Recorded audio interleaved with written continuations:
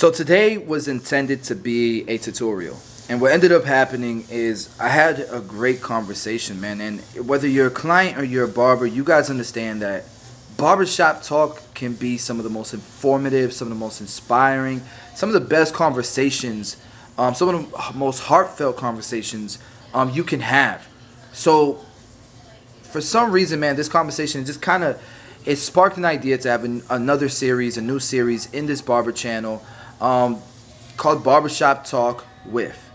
And today is going to be Barbershop Talk with a Forex trader. And he's successful at what he does. His story is amazing. And if you don't know what Forex trading is, it's like the stock market. It's like trading stocks, except they're trading currency. They're trading the US dollar versus the Canadian dollar, for example. And that's what this guy has done for a living. I don't want to tell you guys too much, but let me know what you guys think about this series. If you like it, or if you're new to my channel, definitely hit subscribe. Definitely smash the like button.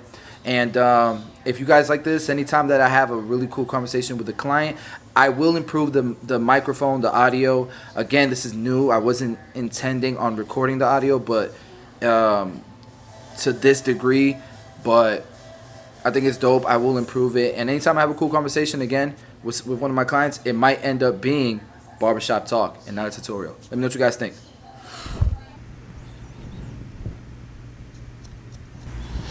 So what is your schedule like as a Forex trader? I typically do just London session. So I wake up at 2:30 in the morning. Okay. And then I trade typically to like 6:30, 7 o'clock. In the morning? Yeah. And then what? That's it? That's it. I'm done. Holy smokes. If I don't get, the only time that changes is if I don't find the setup during London, then I'll just wait for the New York reversal. Gotcha. And then I'll just. How often does that happen? There's a couple days during the week that happens. Gotcha. So. But ultimately, your go-to schedule would be Bread and butter, man. It's 2:30 to 6:30 or 7. Yeah.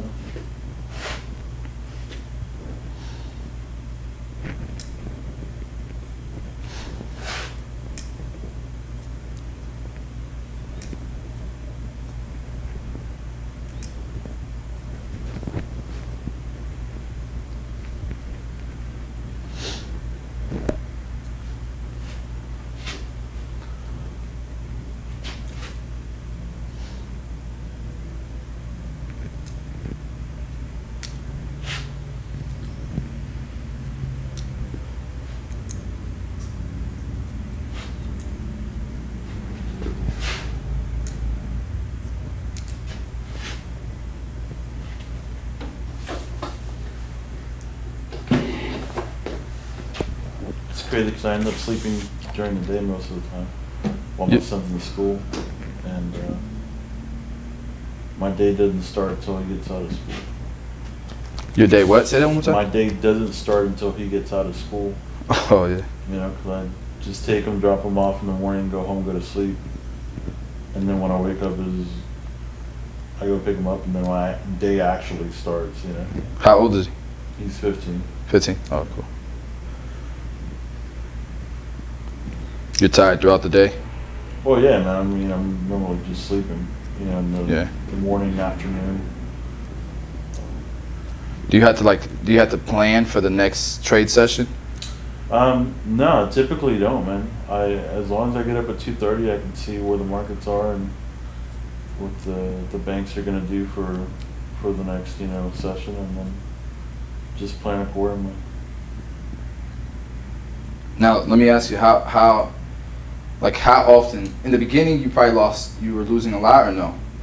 When I first started learning, absolutely. All I did was lose for like 6 months straight. What made you keep going? Well, because I knew that people were making millions of dollars off of it. So I mean, it's not impossible. Sure. You know, if somebody else is able to do it, like there's a blueprint to it. You know, like don't quit on it because it's just a way to do it. Yeah, but for me, it was just a way out of a 9-to-5 job. I freaking hated my job. You know. Damn, so like the first 6 months you were losing your ass off. Yeah, but I mean, it was all demo accounts, right? So I didn't care. Yeah, I got you. You know, I wasn't actually losing any money. It was all demo. You know what my problem was? I was so impatient about it. Yeah. Like I was like, man, fuck this demo thing, bro. Like, yeah, of course. You're like, I jumping. want to make some fucking real money. Absolutely. Fuck demo bullshit. Yeah. I'm jumping right in, bro. So That was like, for people like that thought like that. That was like their tuition, their cost of tuition. yeah, exactly. You know, was learning, like, literally. That's a how great much way to you're put gonna it. lose whenever you do that. Yeah. That's a great way to put it. For me, I was working at Apple at the time, and I was working at home for Apple. So I had to have like they send me 2 computers, 2 27-inch monitors, or 2 27-inch iMacs.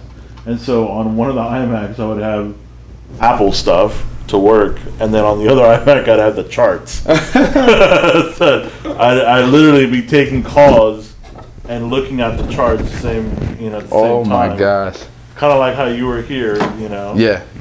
But that's, when you first get into it, you're just so addicted to it that it's 24/7, you know.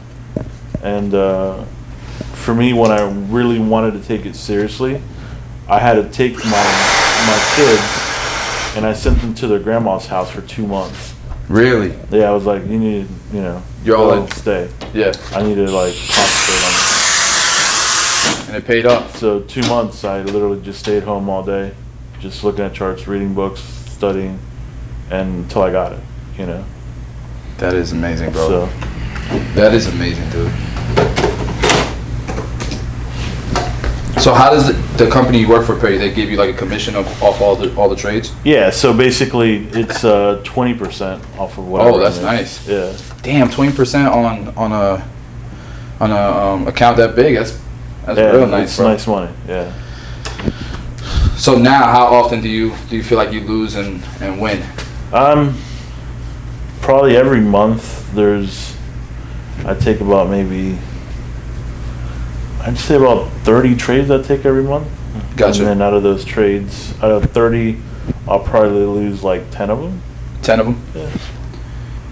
It's so funny because like when you're looking at it through like YouTube, for example, there's so many channels that are like, you're gonna lose it. It's all bullshit. You're gonna lose your ass off. It's all gambling, blah blah blah. And then you meet people like yourself that are crushing it in it. But then you also see the channels where guys are like trading live, and you see them winning all the time. Yeah. It's just like, it's possible, man. It's possible. So what I'm saying is like, there's so many people that say you can't make a consistent living off of it. Yeah, it's cool, invest, whatever, but say you can't, it's not consistent. Like you nobody you just can have do to be consistent in actually doing it. Yeah. So that's what it is. That's right? the biggest, and that's really, it's crazy because that's really with anything if you really think about it. Yeah. If you want to be good at something, you have to be consistent at it over and over and over again. Yeah. It's like the barbers who don't build clientele. It's like, dude, it's not because your haircuts suck. You're not in the shop. You're not consistently in the shop, or you're not dependable. And it's like you said, it's with anything. I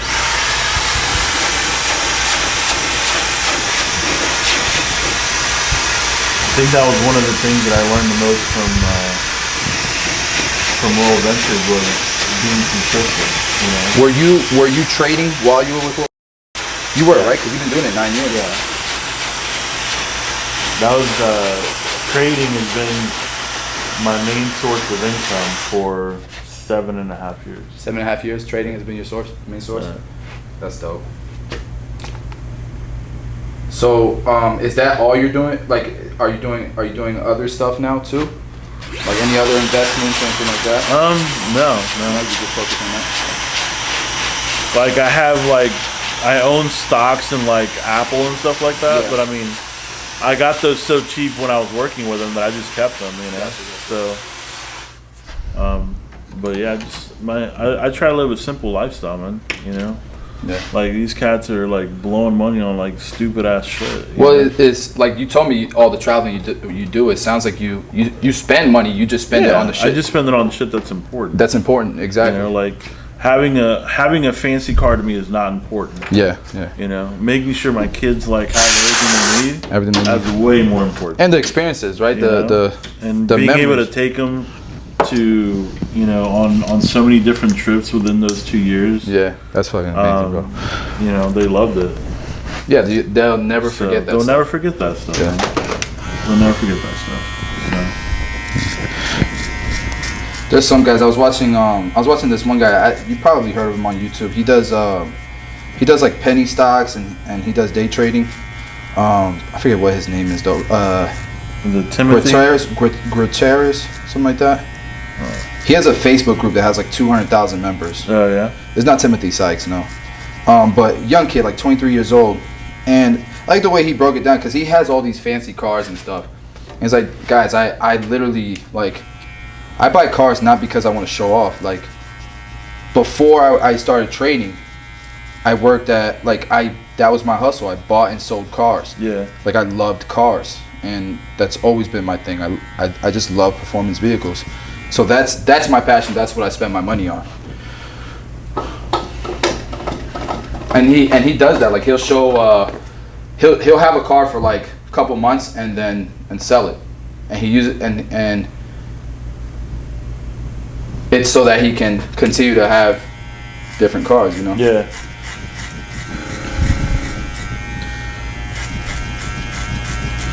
You got some guys that like to fish, you know. That's what they spend their money on. Shit, dude, I spend money on my kids, man. Yeah. They're like, I don't know what it is. Maybe it's because I grew up with nothing. Yeah. You know, because I came from Puerto Rico and when I was 7 years old, and we didn't have anything. We lived in the ghetto for like 15 years, you know. Yeah. And my kids are like everything to me. So Yeah, me too. every time I go anywhere and I try to go look for stuff for me, Yeah, you end like up with, I literally end up buying like all the shit for them, you know. My biggest struggle is like when even if my wife is traveling with me, I can do it for not even, bro. Like the moment I get on the plane, I miss my kids right away. Yeah. But like my daughter's at an age right now where traveling with her is no good because she's only 4. Okay. So like, you know, they don't want to be. They get tired of something really really fast. Yeah. So like we took her on a cruise one time and oh my gosh, it was like the very first day. When are we going home? Can we go home? Like, oh my god. But like we just took them to Tulsa with us, and that was really cool. And like last year we took them to New York so that they could see snow and see the what is it, not the parades, but you know how in Manhattan it gets really like they put all the ice skating rinks and all that stuff. Like that was a big experience for them.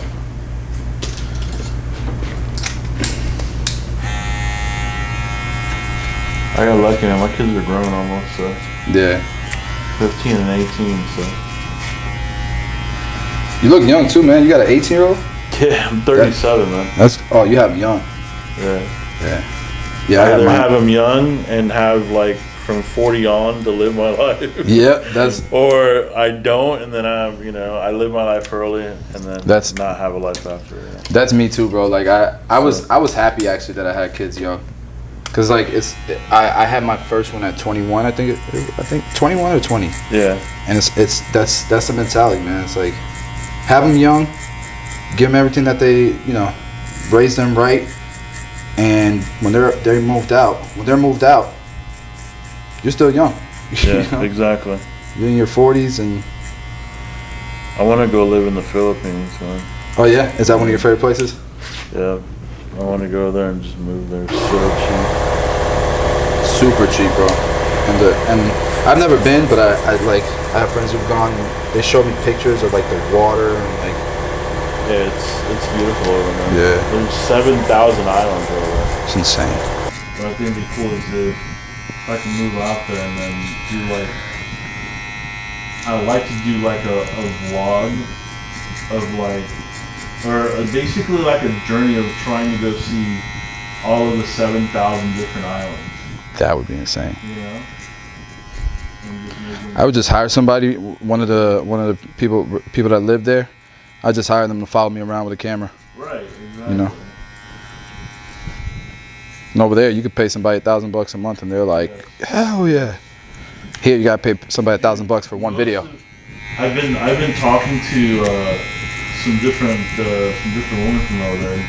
Mm-hmm. Like a good job over there is they get paid like maybe $500 a month. $500 a month. There's a girl I know that works at a Chase call center In the Philippines. In the Philippines. Okay. And that's like a very good job over there, and she gets paid $600 a month. What the hell? And she lives off of that very comfortably. Very comfortable, yeah. And I'm like, shit. That's the thing. Like we want to look at it like, man, that sucks, but they don't look at it that way. Like they're living great, you know. Like, yeah, they're living great. So I'm like, shit. Like $600 a month, like that's like an hour, 15 minutes. That's like 2 cents. Oh, you know, with the lot size that I trade and stuff. I mean, it's crazy. So how'd you get a job in Forex trading? Yeah, like, it's so funny. I was actually watching a YouTube video, and one of the advertisements came up for the company. oh, I'm like, wait a second, what? so you just called them I and clicked on it, and then I just saw what they were doing, what they were looking for, and I just applied. holy crap! And they're like, okay, well, show me, how to show them my trading record for the last 2 years. And they saw it, and they're like, cool. And they gave you your account, the same account you have now, or you had to work your way up to that? No, I started off with $20,000, Gotcha. and then I worked my way up from there. How much money would you say you'd have to make it full time, like in your account? Probably you want to start with like 10 to 20. Under 20 grand? If you're really into it. Because I mean, if you think about it, the main goal of most traders is to trade a standard lot. Mm-hmm. Right. Now, in reality, with good risk management, you can only start trading a standard lot when you have $10,000. Gotcha. In your account. And that'll give you really good risk management. Or that'll give you at least good risk to reward as long as you know how to manage it. But I see these cats online on like Facebook and shit, and they're like, yeah, I'm trading a standard lot with like $200.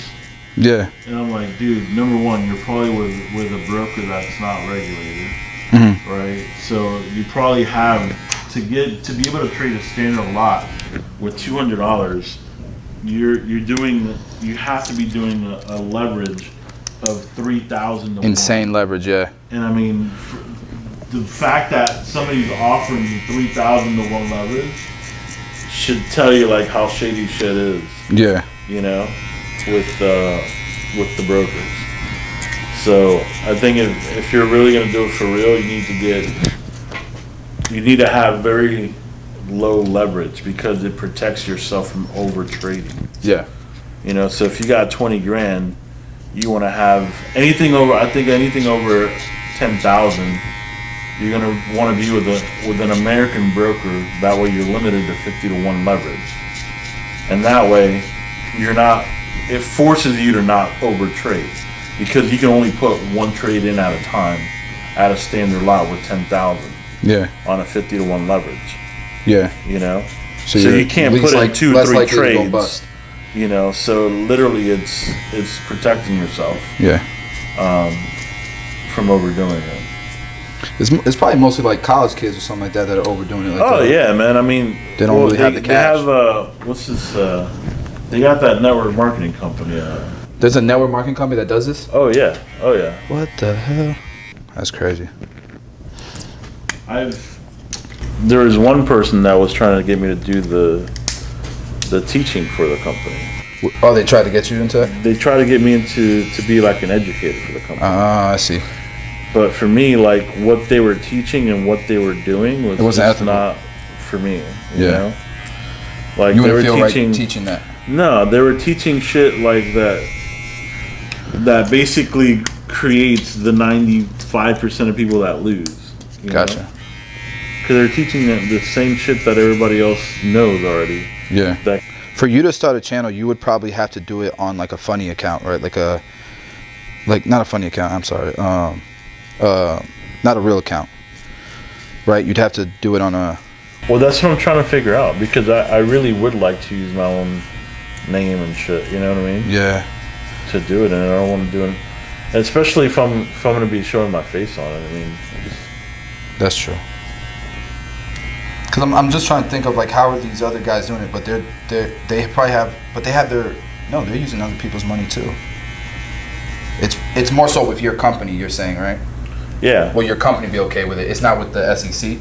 Well, it's really with my own company if they're okay with it, because the way that they trade like big banks. You know, Yeah. so they teach you how big banks trade and and stuff like that. So they taught you a lot of the stuff you know. Absolutely. Gotcha. Like I thought I knew a lot of shit until I started working for a company that actually trades like a bank, and that's completely different. Damn, bro, if you could get permission, bro, you would crush it. I know I can get you at least a few thousand subs. Yeah.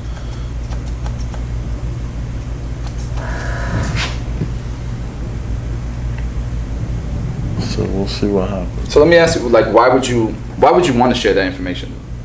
Because I think that there's no reason, for me, there's no reason why there should be a bum outside to cross the street right now asking for money. That's hilarious. If you have, bro, honestly, we were talking about homeless guys, like a homeless guy can start vlogging. Like now you get government if you can smartphones. stand right? out there for a homeless guy can start hours, vlogging and making money off of and YouTube. Just imagine vlogging that, right?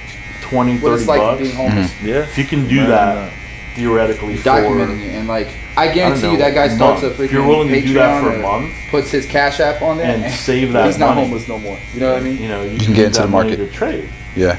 And so as long as you know apply for a government, and it's not gonna do it. And the competition thing is like you want competition, like you want for it. You want more people in the market when it comes to Forex, right? Of course, had applied for one, and you know how they say that with like multi-level marketing or whatever. Like it's actually really in your best interest because it creates more volatility, right? Of course. Shit. Without volatility. I mean, granted, he couldn't even use it because he's blind. The market's so like you couldn't see like the numbers on it and shit. It's moving in range. I got him like a jitterbug phone or something. Do they have something like the what is it, Grail? Do anything. It's just when the market's doing that. The banks are just collecting contracts before they can make their next move.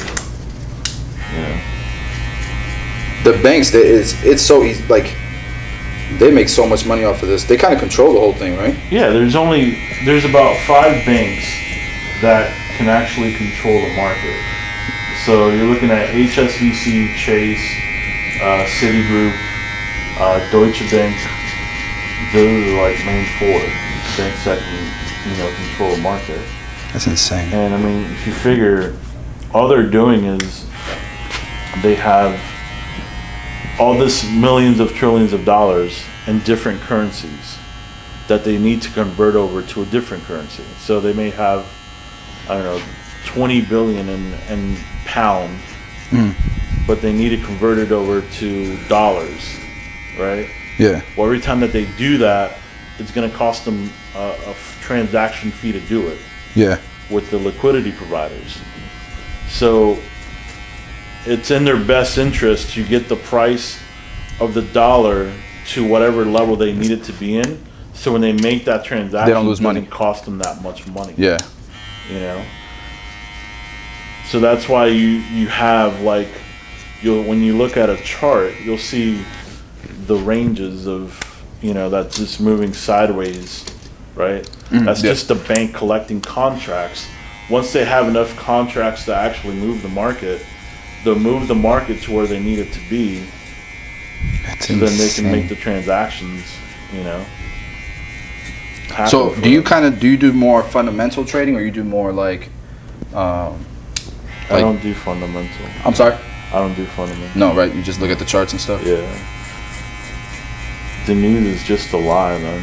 Yeah. You're just looking at the lines. Yeah. The news is what they use to move the market. Think about it. That's their excuse of moving the market and not having to explain it to you why it moves. Gotcha. You know? If you look at NFP, the average move on NFP is about maybe 150, 200 pips in 15, 20 minutes. You know? For something to move that big, Yeah. I mean, it's just something that they use. And you as a trader, you're like, oh, well, it's just the news. You know? That's how you look at it, right? Yeah. It's just the news that made it move like that. No. Yeah. That made it move like that, man. Bro, that's funny. You know? I didn't even know that shit when I was trading. So I really thought like it was news and stuff a lot of times that I still would pay attention to the charts and stuff, but like I would literally be like looking at news and stuff as well. yeah. I mean, it's important to know when the news is coming out because that's when you don't want to be trading. Yeah. You know? Because at the same time, it matters what other traders think. Oh, of course. Of course. Even though you know that's not what's moving it. The fact that the traders do that activity. We got a name for them. It's called dumb money. Dumb money. We call them dumb money. When you're trading at home. Yeah. Yes. And are there a lot of traders in your company? There's about 6 that do stocks. There's 3 that do Forex, and then there's about 7 that do crypto. Okay. What why Forex over the other ones? For me, it's just what I know. Like, I mean, like when you were getting into it, because we all because- watch YouTube videos and we decided to choose one. For me, it was stocks. You would need a lot. I didn't have a lot of money to start with. Yeah. You know, so Okay. I know that with stocks, you needed, if you really wanted to do really good, you would want to have, 10, 20 grand to start with so you can buy like the good, Apples and Googles and shit like that, Teslas, Mm-hmm. But for me, I didn't have that luxury. I just had what was left of my 401k. Oh wow. And so I started with that. So that's how you got started. You risked your 401k. My 401k, man. That's it. That's a dope story, man. I hope you're able to do the 401k. YouTube channel, bro. I hope so too, man. Like that would be, like just your story alone is, would be inspirational to a lot of people. 401k money, man.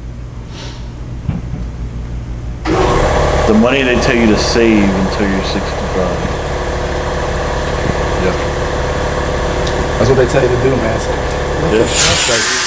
we're over here talking about living our life once our kids are moved out and we're 40 years old. How the hell are you gonna do that if you're waiting until you're 65? I mean, I think it's good to have it, but like, and maybe not everyone can do it but I think it's their belief system. I don't think it's because they don't have the ability. They've been grown to teach ever since they were little. Yeah. Your parents tell you, you go to school, you get good grades, you get a college education, and get a career out of that. And then you work your ass off and 401k or pensions, and when you retire, then you can enjoy and stuff like that. But nowadays, it's with the way social media is now, and why wait until you're 65? Yeah, you can't barely move and shit. It's like you said, man. Like right now, it's too easy to make money. It's too easy right now with the way the world is. Like you can do everything at home in front of your laptop. Yeah. You can put content on YouTube. You can get paid literally just by putting stuff on YouTube. You know what I mean? Like, bro, when I started my YouTube channel, I literally was just showing a new clipper. That's it. A new clipper. That was my first video. That was my first video, and it got thousands of views. And it got thousands of views. I'm like, holy smokes! And I see the little, the little dollar sign, and you see how much money you're making from the video. It's like, I think it was like $3. I remember it was $3.51, that I made off of that video the first week, I'm like, holy smokes. What if I make 100 of these videos? What if I make 1,000 of these videos? Yeah. You know what I mean? And that was crazy to me. It's like, dude, people watch stupid videos, like just sound videos. You can make a video, ASMR, and you'll get thousands of views. And you'll get thousands of views. There's a guy that all he does is stay still for 2 hours, and he records himself. And has thousands of views. And people watch that shit. I'm like, are you fucking kidding me? Like, yeah, that's so funny. The kid just sits there, staying still, does nothing, literally just stays there, dude, like a stone face. And people watch him live. Honestly, bro, like if he's getting thousands of views, literally he's getting paid hourly just to stand there. It's crazy. So you've taken like 25 vacations, you said, in the last 2 years or something like that? About, yeah. What else are you like passionate about? Travel, man, that's it. That's about it, just travel. That's it. And do you still trade while you're on vacation? No. No? It's not vacation then. No, it's vacation. As a market, you got to know what are the results that you're gonna get from that strategy.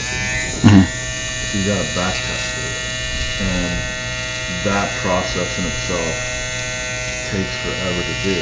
Mm-hmm. So a lot of people don't actually do it. They just assume their strategy's gonna work. Gotcha, and that's where they run into trouble. Right. So for me, like, you do it every trade. my strategy, like I back tested it back 2 years, and I know what it's going to. I know the numbers that I can produce because I back tested it. So when you're going into the market, and you know your strategy can give you 80% wins. Yeah. You're not too worried about it, right? Yeah. Because you know what the output is because you back tested it. A lot of people don't do that, so they don't know what their actual returns are going to be. So all it is really is using your strategy on historical Historical points, yeah. So yeah, if you gotcha. If you go to TradingView, you can go back as far as 2003. Wow. And you can replay the market Yeah. as it actually happened. Gotcha. And so with that, you can actually test out your strategy. So you would test it in a market that was similar to what I you're. would test it in the live market based on historical data. Yeah. You know, so I'd go back, 2005, and I'd play back from 2005 to 2007, and I just basically replay the candles, Yeah. for that time on a pair, and so you start finding out that you'll start noticing that your strategy may be better on different pairs. You'll get higher percentage returns on different pairs than you would otherwise. So you'll probably find out, Euro USD, you might get 75% return winning percentage. But if you do the same strategy on USD CAD, you might get a 40%. What currencies do you like? Do you like kind of focus on only a few currency pairs, or you like open to anything? I do euro and pound pairs. 'Cause that's what I trade during London. During that time, right? Yeah, so Euro USD, Euro Japanese, Euro Swiss, Euro AUD. And did you choose that time because that's what the company wants you to trade? That you're working? No, I chose that time because that's what I felt more comfortable with. Gotcha. Because that's when the most of the volatility actually happens. There's two, right? There's two times where the most happens, or is that like the top one? London is the most volatile, so you'll get the more majority of the movements happen during London, and then second is the U.S. session, and then third is Asian. Yeah, in that documentary, that's the guy was trading in London, so he was like up in the. He would trade both actually, the U.S. and London. But this guy was like a maniac. He was doing everything. Like he wasn't just he was trading Forex. He was doing stocks. He was doing. Oh yeah. He was a maniac. And then like they talked about his life. Like it was his life story. And he talked about how he like had so many divorces because of it, and he didn't have a relationship with his kids. And yeah. But I love the way that you do it. You do one time zone. If you need another position, you do it. But it's not like you don't overdo it, because you could make more money if you overdid it. Because it's like I started to realize like that I would do really good in London, right? Yeah. But then I wanted to win so bad. And this was when I was first starting my psychology wasn't too great. Yeah. I would basically win during London, but give it half of it back during the US. Yeah. Yeah. I'm like, fuck that. Why am I... If the goal is to make a certain amount of money every day, like, if I made the money, why am I still being so greedy? Greedy, yeah. That's like... Don't be the greedy part. Just fucking get your money, get out, and live your life. Enjoy your life. Like, why... That's a huge part of the battle, man. If you're doing it for the wrong reasons, you're obviously greed's gonna win every time. That's the hardest part of psychology that people don't get, because they literally just want to always once you get a taste of winning $200-300 in an hour, you're like, fuck, oh my god, I want to do that again. It's a high that people chase. But you have to just learn to control it.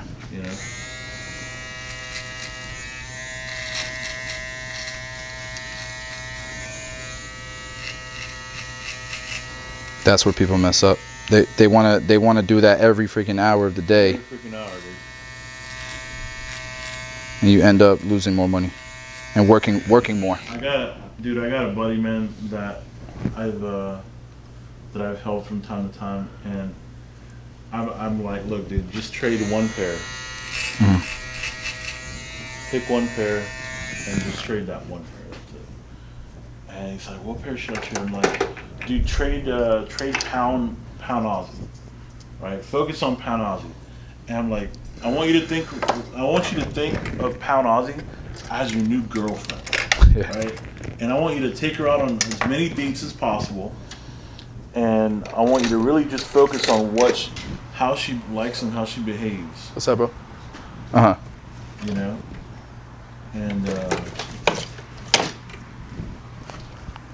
it's the psychology of it. Yeah, and so he started trading just that one pair. And it took him about a month. And he's like, man, I know a bunch of stuff about 8-pound AUD now. Man, she don't like to move during this time, and when she moves though, man, she moves like 150. So I'm like, cool. So now you have all this information about one specific pair, and you know when it moves, how it moves. You studied it for a month. And so I'm like, how much money do you need? How much money do you need per month to come break even to pay the bills and stuff like that? Yeah. So he's like, I need, probably like $2,000 to pay the bills. Yeah. Everything else I get from my job, like the extra money that I have from my job, I'll use it as the extra money. Yeah. I'm like, all right, cool. So put so-and-so amount into an account and then trade it like this. And so he starts doing it, and he gets really good at trading pound AUD. Mm-hmm. And then he gets to a point where he starts to do the same thing that I was doing, where he would trade it London but give half of it back on the US session. Yeah. And I'm like, dude, like, why are you trading US session when you met your goal during London? Cheating on your girlfriend, bro. Like, you're cheating on the girl. Yeah. On a think about you're cheating on her during US session. So she feels some type of way at you. She's just gonna, You're gonna divorce and take all your money. and take all your money. And it's like, the saying of happy wife, happy life, right? Yeah. Well, she's happy during London. She don't want to fuck around on US session. Yeah. And I'm like, besides, why are you trading a pair that moves during London and U.S. session? Yeah. The Aussie doesn't move during the U.S. session. It only moves in the London and the Asian session. That's when the Aussie greed is. blinds you. Like, You know? how you would think rationally on a typical basis. You don't think like that. You don't 'cause of think like greed. that. And so I'm like, just try this for a week, man. Do London only, and the goal is, to get you, 30 pips a day. Just 30 pips a day. He's like, all right. So he did it for a week, and he went 12-0, perfect. I'm like, cool. Now try still London, but instead of 30 pips, I want you to do 50 pips. But I want you to concentrate on the trade setups that you feel the most confident in, that are going to give you the 50 pips. And he does that for 2 weeks. Mm-hmm. And he only trades 6 trades, but he's gaining an extra 20 pips per trade. Nice. Right? So now he does 3 trades per week, possibly. That's all it takes. Now he's gotten to a point where he's trading, 3 standards. So that's $30 per pip. So every tick that it goes up, he makes $30 on. So you figure. So he's trading. When you say 3 standards, that's like 30 grand, right? No, that's basically he's making 30 $30 a pip. So yeah, he's got 30. He's got what, 36,000 in his account now? Yeah. So he's grown it though from. And he's growing it, like, cause he's not living off of all the money he's making, right? No, he still has a job. Yeah, exactly. He still has a job. I'm like, dude, keep working, bro. Oh hell yeah. Keep working, Because then eventually you're trading, you're trading 6 figures. Yeah, keep working until you get to that 6 figure. Because when there's a point that when you get to it, that you don't need your job anymore, right? Yeah. But you don't want to quit before that point. Get to that point first.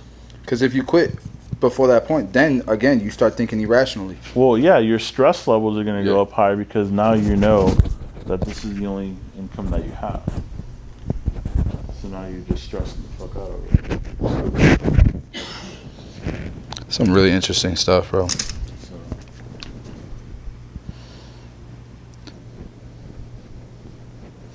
Man, that's pretty sick, though.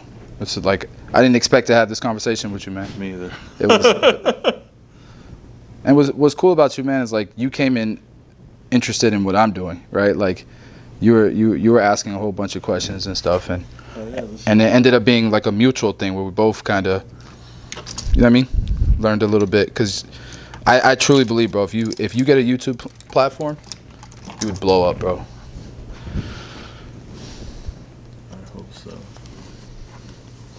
And I'll definitely support it, man. If you end up doing it, definitely let me know, hit me up, and I'll definitely push it. Is that Tune 45? Is that your stuff? That's my product line, yeah. And what is it? Just No, so we have shave products. So the shave gel I just used on you is my product. Okay. We have the clay I just put in your hair is ours. We also have like hardware, like not hardware, but electronics. So it's pretty much it's a cordless compressor. And they use it to color men's hair pretty much. Oh, okay. Instead of using a brush and applying it, they use an airbrush, and it's faster, and it looks a little bit more natural. So, airbrush and stuff. but yeah, we got a whole bunch. We sell shears and